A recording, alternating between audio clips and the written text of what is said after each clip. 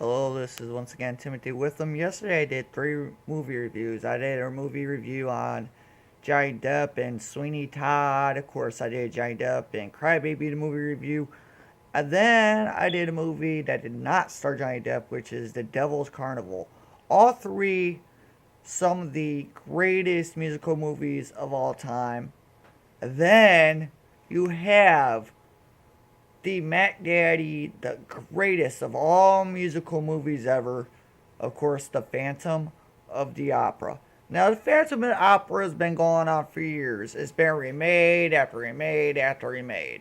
Started out as just the stage musical, theater musical thing, and developed into movies, of course.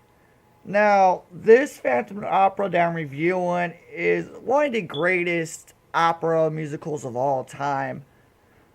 This Phantom of the Opera came out in 2004. Like I said, it's been remade so many times, and in my opinion, this one is one of the greatest musical movies ever made. Besides Crybaby, of course, Grease was another good one that I didn't mention, that I should have mentioned. That is also one of the greatest musicals.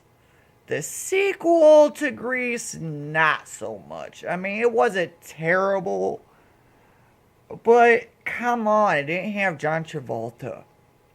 John, John Travolta did really good in Grease. Grease Lightning. Love that song. Um, Now, another movie I mentioned, I did a movie review, is Repo Genetic Opera. That one was one of my favorites. Repo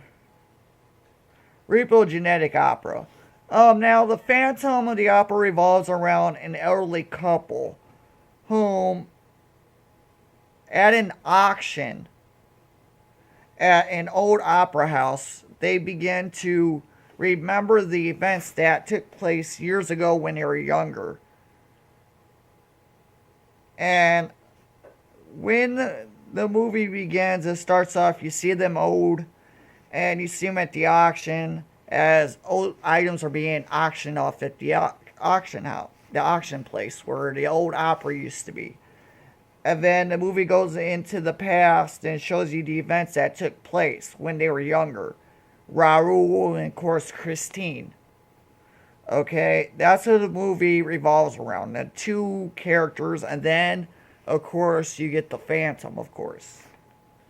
You can't have the Phantom with that, you can't have the Phantom without the Phantom of the Opera.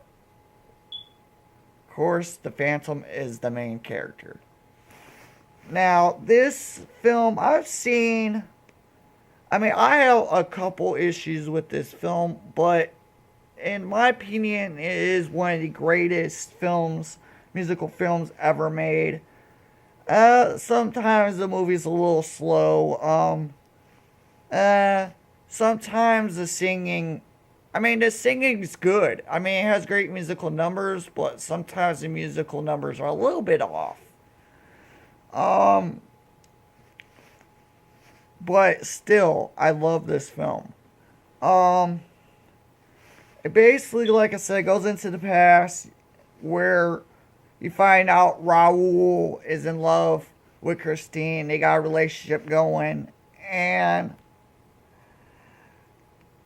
when you're introduced to this Phantom, you realize he's consumed by vengeance, by hate. I don't want to give too much of the movie away, but I'll tell you this. He is a guy consumed by vengeance. He is a guy consumed by hate.